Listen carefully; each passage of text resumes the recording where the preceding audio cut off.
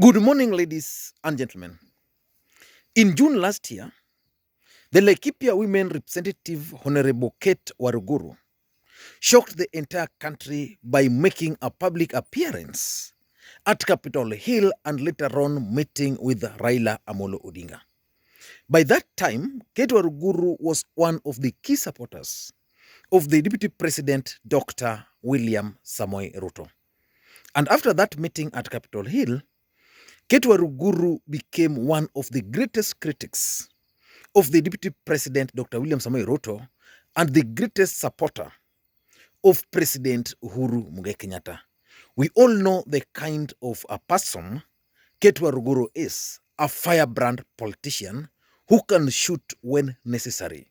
And indeed, during that time, she was an asset to both President UHURU Kenyatta and Raila Amolo Odinga. And sometimes mid this year, CATE WARUGURU started slowing down on her attacks on the Deputy President, Dr. William Samoei Ruto.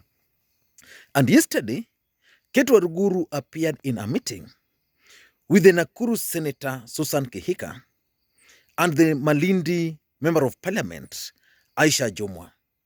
And from that meeting, I can easily conclude that CATE WARUGURU is following the footsteps of the Kirinyaga Governor Anne Waruguru, who also joined William Samoei Ruto's camp.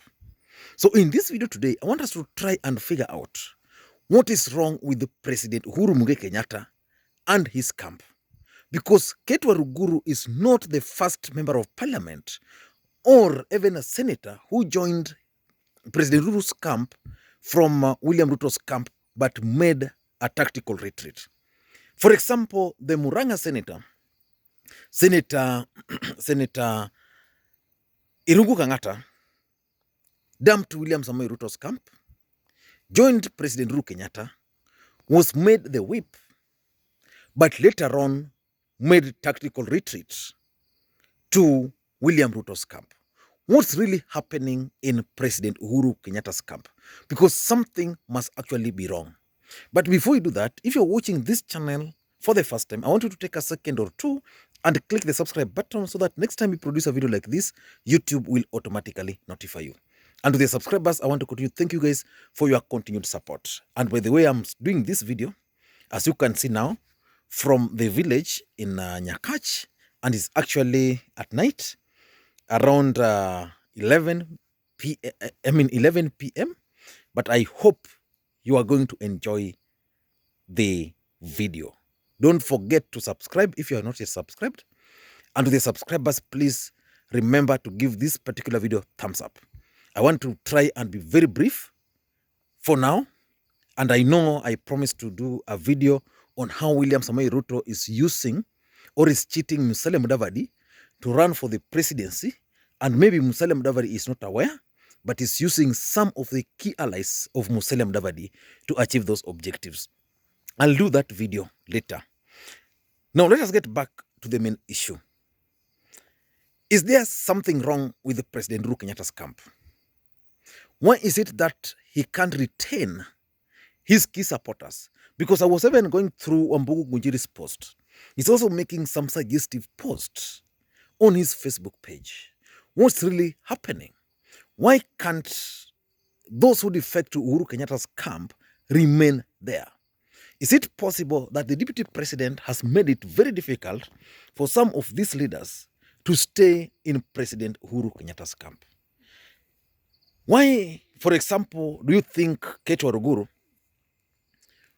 who was very harsh on the Deputy President just a few months ago, or even Anne Waiguru, who was harsh on the Deputy President, why do you think they are making the tactical retreat? In my view, the case of CATE WARUGURU could be attributed to these 5 factors. Number one is the lack of effort by President UHURU Kenyatta and his camp to retain the people who are defecting to that camp. CATE WARUGURU is a politician. In politics, the only constant thing is interest, and apart from interest, the other constant thing is human betrayal. When CATE WARUGURU made that move of meeting with Raila Odinga and joining Raila UHURU camp, Her expectations were very simple and very clear. That President Uhuru Kenyatta was going to open up and probably meet her. That has never happened.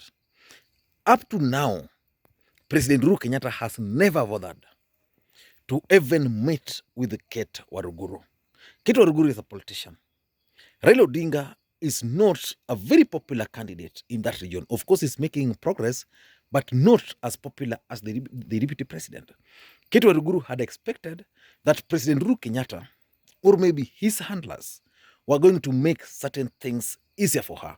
For example, just initiate development projects or even launch projects in Laikipia.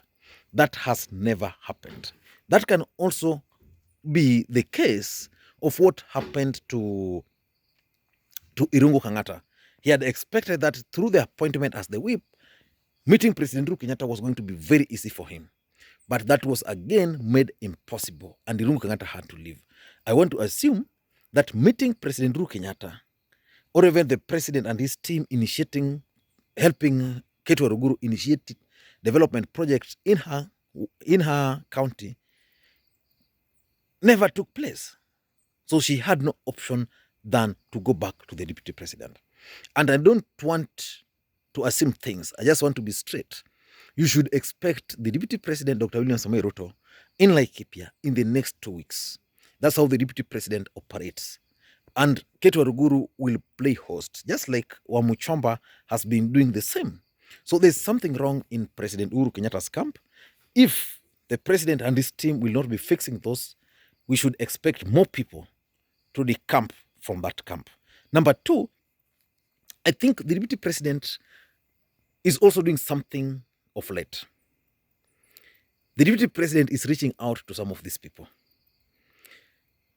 When Uruguru defected to his camp, the people who met her were the same people who met CATE WARUGURU.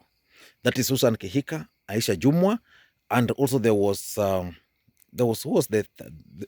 other women representatives. That dog here, actually, it has scared me a bit. So there were those leaders, the same ones here. So I want to assume that what the deputy president has realized is that there is need to reach out. And probably he has formed a team of these women leaders to reach out to fellow women leaders. For the men or for the female, for the male, I still don't know his strategy, but it is now clear that some of these women leaders have been tasked to reach out to some of their fellow women leaders. And that's why the same group met Uruguru, the same group met Wamuchomba before Wamuchomba made the move, and it's the same group which is reaching out to CATE WARUGURU. So the deputy president is now reaching out, something which President Uhuru Kenyatta and his team are not doing. Okay, for Raila Odinga, I think Junet Mohammed is doing a fantastic job. It's Junet Mohammed who reached out to CATE WARUGURU. It's Junet Mohammed who has been reaching out to most of these people who are making comeback to President Uhuru Kenyatta's camp. I don't know, but I'll be following very closely what's going to happen to Mwangi Kiunjuri and what's going to happen to Moses Kuria. But for Moses Kuria, I want to assume that the deputy president has decided, just like the DP decided on the case of, or on the matter of purity ingredient. So number two is the fact that the deputy president has devised a new way of reaching out to some of these people. Number three, politics is local. And because politics is local, CATE WARUGURU is now playing local politics. Local politics is, the truth of the matter is that in local politics, United Democratic Alliance Party, associated with the Deputy President Dr. William Samoei Ruto, is the most dominant party in Laikipia. Jubilee Party, which was the most dominant party, is dead, is now a shell. Jubilee Party is not doing enough to revamp the party. Those who had hopes in Jubilee are now confused. For example, can Jubilee turn itself into a serious political party in Mount Kenya? I don't think so. So in Mount Kenya region, two presidential candidates are going to compete. That is Raila Odinga and the Deputy President Dr. William Samoei Ruto. The fact is, Raila Odinga is likely to contest on ODM party. It will not be easy to sell ODM in Laikipia. It will not be easy to sell ODM in Nyeri, for example. So what is going to happen and what is likely to happen is that some of these people might decide to support Raila Amolo Odinga as a presidential candidate, but not as a member of parliament. And because politics is local, people like Uruguru would want to get re-elected. And the easiest way to get re-elected is to use a vehicle which is popular on the ground. So it's all about, in my view, local politics. But I'm not ruling out the possibility of UHURU Kenyatta revamping Jubilee. But I don't think that, because by next year, April, parties shall have conducted their nominations. That is only 6 months from now. Jubilee, in my view, might not be the right vehicle for any politician who would want to retain their seats in the larger Mount Kenya region. Number 4, why CATE WARUGURU is defecting, in my view, is the fallout with Mwangi Kiunjuri. Mwangi Kiunjuri at some point was very close with CATE WARUGURU. When Mwangi Kiunjuri was with the deputy president, CATE WARUGURU was also on the same with him. When he decided to form his own political party, CATE WARUGURU decided to take a low profile. So Mwangi Kiunjuri decided to go ahead and start identifying candidates to replace or to contest on his party in the entire Laikipia. CATE WARUGURU was not comfortable with Mwangi Kiunjuri's party, so Mwangi Kiunjuri identified a candidate. And that's why CATE WARUGURU decided to come to President Uhuru Kenyatta's side. But in President Uhuru Kenyatta's side, there were no efforts. So she's making the move of going back to William Samoei Ruto's camp.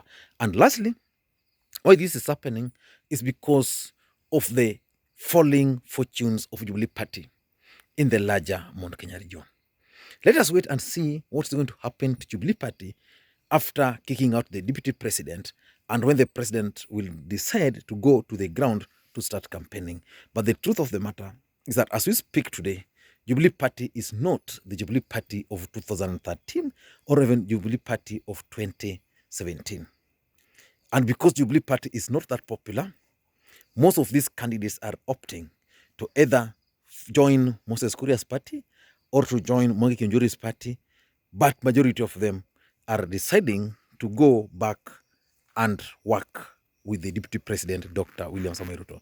I don't know what to think. That's my take. Thank you guys, and until next time, this is Lee McQueen. And by the way, from next week, I'll be back to my office. I'll start doing the videos from that point, because from that point, it's even easier. It's more relaxed, but I have to do this for you guys. Thank you guys, and may you have a good day. Bye-bye.